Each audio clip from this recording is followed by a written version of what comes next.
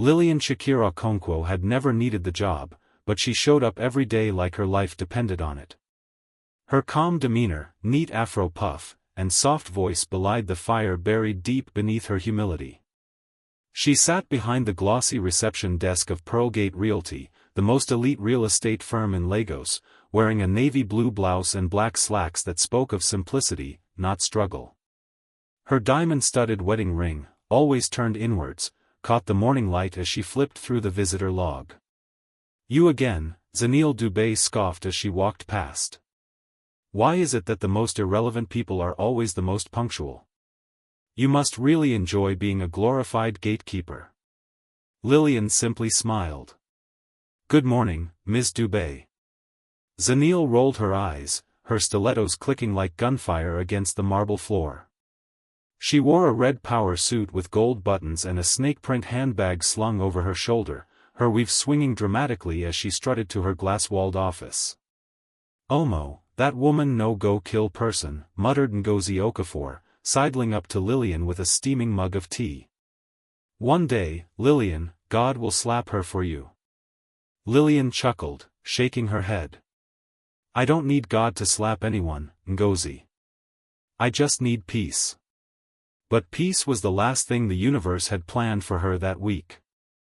Pearlgate was a battlefield disguised as a corporate paradise.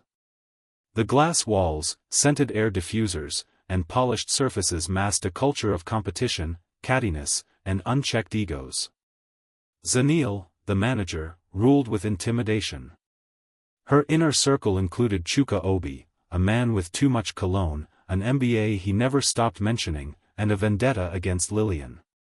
"She acts like she's better than us," Chuka once sneered to a colleague. "Just because she speaks softly doesn't mean she's innocent. Watch her.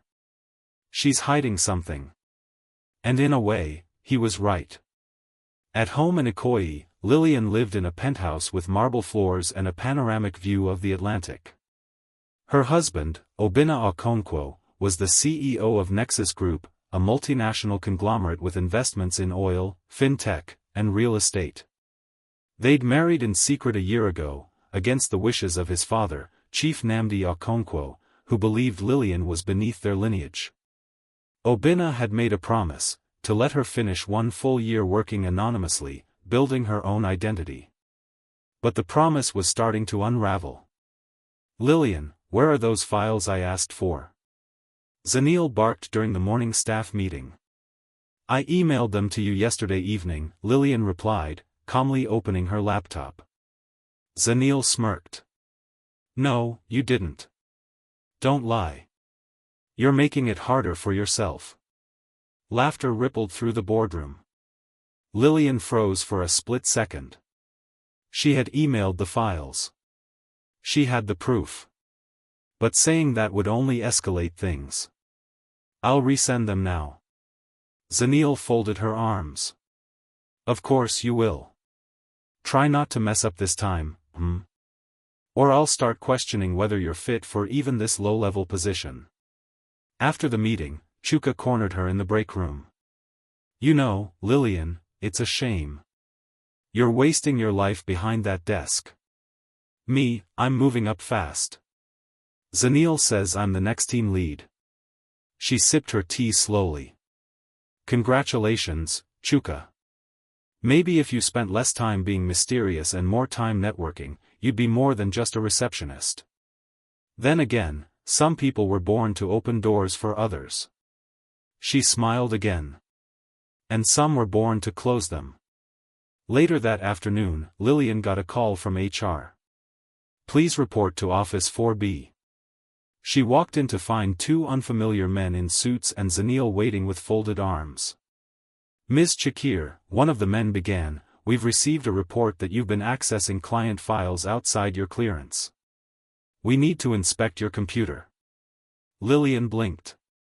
"I haven't accessed any files without permission." "We have evidence," Zanille interrupted, eyes gleaming. "Then I'd like to see it." "You'll see it when we finish our internal audit," the other man replied. "In the meantime, you are suspended pending investigation." Ngozi came running as Lilian stepped out, her face pale. Lilian, what happened? She shook her head, dazed. They think I stole company data. Ha! This is Chuka's doing. I swear on my mother's grave.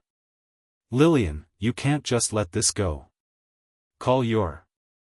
No, Lilian said quietly. Not yet. That night, she sat on her penthouse balcony, staring into the waves. Obinna came home late, unbuttoning his shirt as he walked in. You're quiet. Bad day at work? She hesitated. They suspended me. He froze. What? Why? They think I stole files. I didn't. But Zanil and Chuka clearly want me out. Obinna's jaw tightened. That's it. I'm done waiting. This nonsense has gone too far. Obinna, we agreed. No, you agreed. I agreed to protect your peace. But if they've declared war, then they've just made the biggest mistake of their lives. The next morning, all of Lagos would remember the name Lilian Okonkwo. Lilian's seat at the Pearlgate reception remained empty the following morning. Her absence sparked whispers. She looked guilty to me, someone muttered. You know these quiet ones, always hiding something, another added. Zanil strolled in like a queen who had just conquered a kingdom. Chuka was already in her office, grinning. Everything's in motion, he said. IT confirmed the files were accessed from her system. They'll find the documents in her email by lunch. Zanil smirked. She'll be lucky if this ends with suspension. I want her name blacklisted across the industry. Let her try and find another job after this. Unbeknownst to them, Ngozi had overheard everything from the hallway. She rushed to the rooftop and dialed a number she was told never to call. A cold, deep voice answered. Ngozi? It's about Lilian. You need to come. Now. Obinna ended the call and turned to his driver. Clear the afternoon. We're going to Pearlgate. He picked up his phone again and dialed his head of legal affairs. Mobilize a private audit team. I want everything, every single file, on my desk by noon. And reach out to the board at Pearlgate. We're initiating takeover discussions. Back at the office, the air was electric. Emergency staff meeting. Conference room 1A. Now. Zanil's voice rang through the hallway. Lilian had just walked in through the back, ignoring the curious stares. She was dressed modestly in a brown maxi skirt and cream blouse, but her eyes held steel. Zanil noticed her and raised a brow. Who allowed you into the building? Security. I'm still legally employed.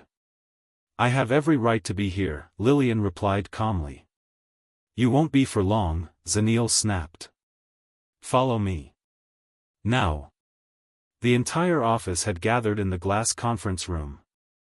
Zanil took center stage, flanked by Chuka and the HR manager. Ladies and gentlemen, we have a serious matter to address, she began with theatrical flair. One of our own has committed a grievous act, unauthorized access and potential distribution of confidential client data. In a place like Pearlgate, such betrayal is unforgivable. Murmurs. Gasps. Phones buzzed with incoming gossip. I regret to inform you, Zanil continued, turning with faux sadness toward Lilian, that Ms. Chakir has been suspended pending full investigation. But preliminary audits suggest intent to sabotage. Then she dropped the hammer. We have recovered emails and files sent from her account. Unless she can prove otherwise, we are prepared to file criminal charges. Ngozi's mouth opened, but Lilian gently placed a hand on her arm. Are you done? Lilian asked quietly. Zanil blinked, surprised. What? I said, are you done humiliating yourself? There was a beat of silence before the office door burst open. A dozen black-suited security men swept in, followed by 3 sharply dressed lawyers and one man who needed no introduction. Obinna Okonkwo. Every head turned. Conversations died. Phones dropped. Zaniel's face went pale. Chuka stepped back.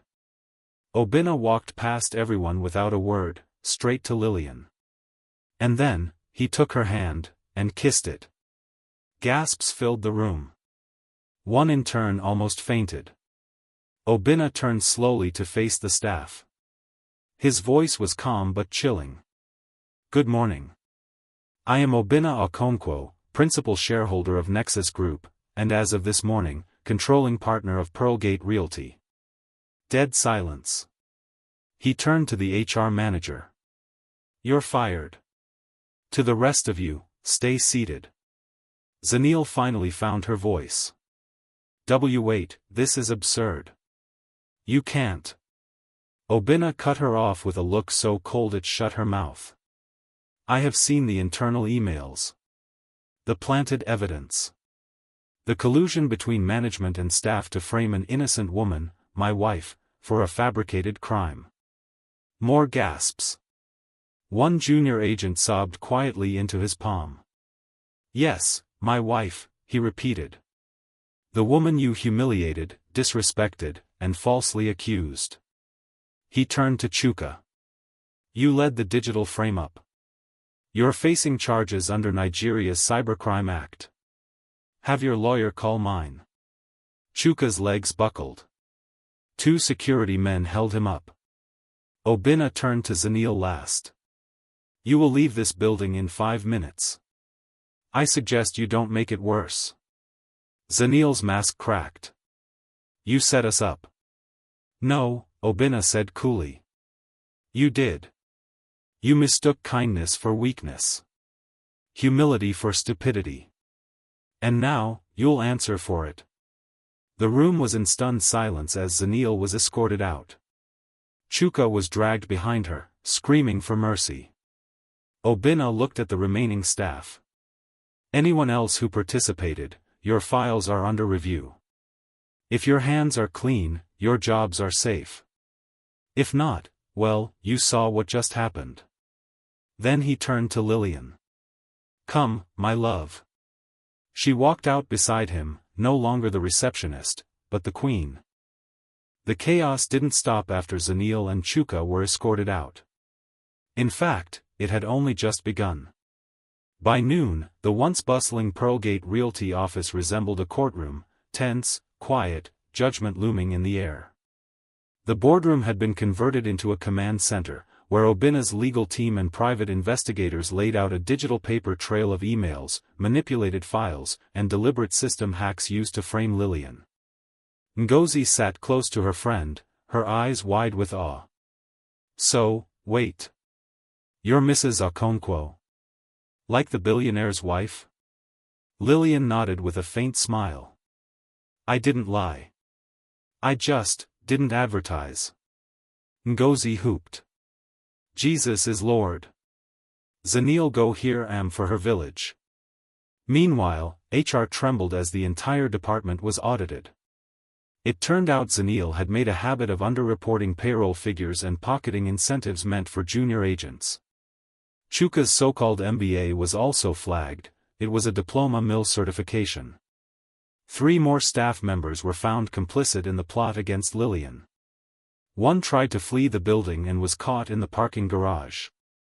Another deleted their work email remotely, only for it to be restored within minutes by Obinna's forensic team. Obinna stood at the heart of it all, cool and composed. But behind those calculating eyes was rage held together by love, for the woman who had been trampled, mocked, and dehumanized while he sat in silence for her sake. That silence was over now. At Zaniel's apartment, same day. Zaniel paced like a caged lion. Her wig askew, her voice hoarse from screaming at her lawyer. "They can't do this. I built that branch from scratch. That girl, was nothing. A nobody."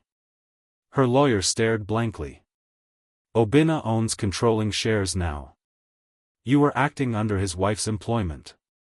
You should have checked who you were messing with."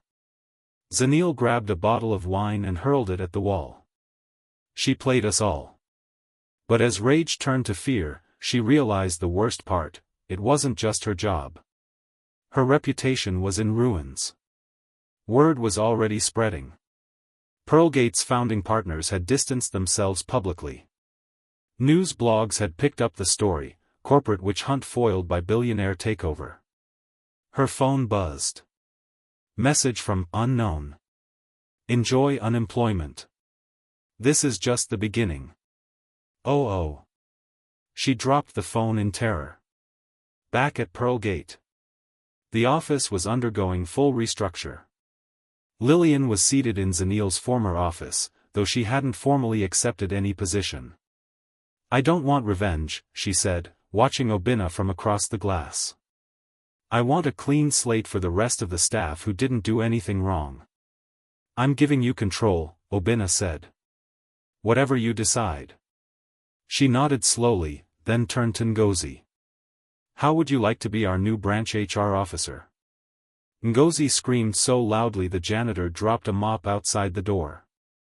Meanwhile, in a dim cafe across town, Chuka sat hunched over his laptop, surrounded by two shady-looking tech guys. "I need to clear my name. There must be something, some dirt on Obinna. Anything. Bank leaks, mistresses, corruption. He can't be clean." One of the hackers chuckled. "Big man like that? Everybody got something to hide." Another typed fast. "Wait, hold on. There's a woman. Public relations exec in Accra. And a deleted file transfer to a Swiss account 6 months ago." Chuka leaned forward. "Dig it all up. I'll leak it to the press. If I'm going down, I'm taking them with me." Next morning, a scandalous headline splashed across blogs. "Obinna Okonkwo's secret mistress? Anonymous sources reveal financial transfers." Pearlgate's phones lit up. Reporters swarmed the gates. Obinna stood in his office watching the footage in silence. Lilian walked in and placed her phone on the desk. "I saw it. Is it true?" Obinna turned. "No. But that won't stop them from trying to make it seem like it is." Lilian's voice trembled.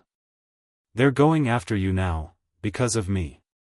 Obinna crossed the room, cupping her face gently. "No, they're doing it because they're afraid. And desperate men make loud moves before they fall." Outside, a storm brewed, of lawsuits, betrayals, hacked emails, and media attacks. But Lilian stood taller than ever before. She wasn't just a receptionist anymore. She was the woman who survived the flames, and now held the matches. The sun rose on Lagos like a judge ready to deliver a verdict. Pearlgate's gates were swarmed by reporters, cameras flashing, microphones thrust at unsuspecting employees. The overnight scandal, Obinna Okonkwo's secret mistress and offshore accounts, had gone viral. Blogs, tabloids, and even mainstream outlets speculated wildly. Inside the building, Lilian sat silently in Zanil's former office, the headlines playing on mute across the TV. Obinna entered, trailed by 2 lawyers and Demola, his longtime COO. His suit was crisp, his face calm, but there was a new tension in his jaw, a flicker of fury in his eyes. "They think they've won," Lilian said, breaking the silence. "No," Obinna said. "They've only kicked the hornet's nest." Demola pulled out a slim file. "The so-called mistress is a PR consultant we hired for a Ghanaian merger. The wire transfer was for services rendered. She has a paper trail, contract, receipts, and NDA. But the real issue is how Chuka got hold of that file." Obinna turned to his head of cybersecurity. "Has the source been traced?" Chuka bribed a former Nexus employee to extract archived financial data. They spoofed it, stripped context, and fed it to the press through an anonymous burner. Lilian exhaled. "So now what?" "Now," Obinna said, "we do what they never expected. We go public, first. By 11 a.m., a video hit social media. Obinna, standing beside Lilian, laid out the full truth in a calm, devastating statement. He detailed the internal corruption at Pearlgate, the attempt to frame his wife, and the smear campaign now underway. The video trended immediately. Hashtags exploded, hashtag stand with Lilian, hashtag Pearlgate scandal, hashtag Okonkwo speaks. Influencers, celebrities, and even human rights advocates weighed in. But the chaos wasn't done. Chuka, in a final act of delusion, held a press conference of his own at a dingy hotel in Lekki. He called Obinna a corporate tyrant and accused Lilian of being a plant, a gold digger installed to destroy the company from within. The cameras barely stopped rolling before a subpoena was slapped into Chuka's hands. Obinna had filed charges for defamation, conspiracy, and breach of data privacy. Later that night, Zanil tried to flee the country through the Abuja airport. She made it past immigration, but not the waiting officers from the EFCC. She was arrested on charges of corporate fraud and embezzlement. The footage of her crying in handcuffs trended right behind Obinna's press statement. Lilian watched it all unfold from home, numb. The same people who had mocked her barely a week ago were now defending her name, reposting her photos with captions like "Black Excellence" and "Queen Energy." She didn't feel powerful. She felt cracked. Exhausted. Obinna returned home that evening to find her sitting on the patio, barefoot, staring into the dark. "I didn't want it to be like this," she said softly. "I know," he replied, sitting beside her. "But this is the price of being underestimated. They think humility means weakness. You showed them otherwise." She turned to him. "It's not over, is it?" "No," Obinna said, "but the worst part is. From here on, we build." 2 days later, Lilian walked into Pearlgate, not as a receptionist, but as interim director of operations. Her first act? A full staff review. Those who had bullied, ignored, or slandered her were given a chance to explain themselves. Some repented. Others were shown the door. Ngozi, glowing in her new HR role, helped enforce the new structure. "Accountability doesn't mean revenge," she told one tearful junior agent. "But it does mean consequences." As Lilian walked through the hall, heads turned, not with mockery this time, but respect. The same women who once whispered behind her back now smiled shyly. The same men who ignored her now stood straighter in her presence. But Lilian never became arrogant. She greeted everyone, cleaners, interns, guards, with the same warmth as before. At the close of business that Friday, a special staff meeting was called. Obinna stood beside her once again. "You've all seen what happens when injustice hides in plain sight," he began. "But you've also seen what strength looks like when it wears grace." He turned to Lilian, then to the staff. "This company will now be co-led by a woman many of you once looked down on. Not because of favoritism, but because she earned it. With character. With silence. And with truth." Lilian stepped forward, holding back tears. "I was never ashamed to be a receptionist. But I refuse to work in a place where people are treated like dirt for not having status or power. That ends today." Applause thundered through the room. Outside, the media waited, hoping for more scandal. Inside, a queen reclaimed her place, not by shouting, but by standing tall. A month had passed since the storm tore through Pearlgate Realty, and the city was still talking. Zanil was remanded in custody, her bail denied after the EFCC uncovered additional offshore accounts tied to falsified vendor contracts and ghost salaries. Her once glamorous Instagram, filled with designer outfits and jet-set weekends, now lay dormant. Her fans had vanished. Her silence screamed louder than her lies ever did. Chuka, meanwhile, had become a pariah. He'd tried to take his circus online, ranting through shaky live streams about elitist conspiracies and witchcraft in the boardroom. But the public no longer bought it. The final nail came when his mistress posted receipts showing he'd used company funds for lavish hotel stays and gifts. His credibility crumbled. His passport was seized. His account was frozen. Pearlgate underwent a rebranding. Obinna and the executive board renamed the Lagos branch Okonkwo and Company. Realty, a nod to his family's legacy, and a break from the rot Zanil had left behind. Lilian's new office bore no signs of vengeance, only focus, white walls, local artwork, and a large window where sunlight poured in. But she still kept her receptionist name tag in her drawer. A reminder. One Friday morning, she arrived to find an envelope on her desk. No name. No address. Inside was a single letter. I'm sorry. For everything. I failed you, Lilian. You were always more than the chair you sat on. Zanil. Lilian folded the note and tucked it into the back of her drawer beside the name tag. She didn't need an apology. She needed peace. Later that week, she hosted an all-staff town hall. It wasn't about policy or quarterly goals, it was about culture. I was laughed at, dismissed, even insulted right here in this room, she said calmly. But I stayed. Because I knew who I was, even when no one else did. She let the silence settle. From now on, we build differently. Promotions won't depend on gossip or ego. Respect isn't reserved for titles. If you can't treat the cleaner with the same courtesy as the CEO, you have no place here. Thunderous applause erupted. Some wept. Even the security guard in the back clapped with watery eyes. That same day, Ngozi, now fully in her element, handed Lilian a report. We've had a surge in job applications. Everyone wants to work here now. Lilian laughed. Let's make sure they're not just chasing clout. But perhaps the most surprising moment came the following Monday, when Mama Chinyere, one of the elderly cleaners, walked into Lilian's office with a basket of puff puffs and zobo. I prayed for you, the woman whispered. When they insulted you, I prayed. God hears, my child.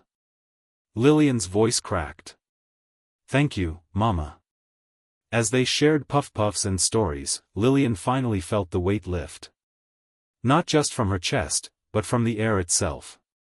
The building no longer felt like a battlefield. It felt like hers. One afternoon, Obinna surprised her with a framed plaque. From humble beginnings, Queens rise. Lilian Okonkwo, co-chair, Okonkwo and Company.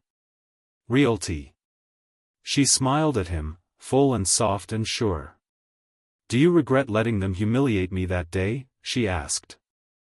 I regret underestimating how hard it would be to stay silent, he replied. But I don't regret what followed. You didn't need me to fight your battle, you just needed space to win it your way. Lilian walked over, took his hand. And now we win together. They stood side by side in her office, watching the city pulse beneath them. The girl they had mocked was gone. In her place stood a woman forged in fire, crowned in dignity, cloaked in grace. And no one would ever mistake her for small again.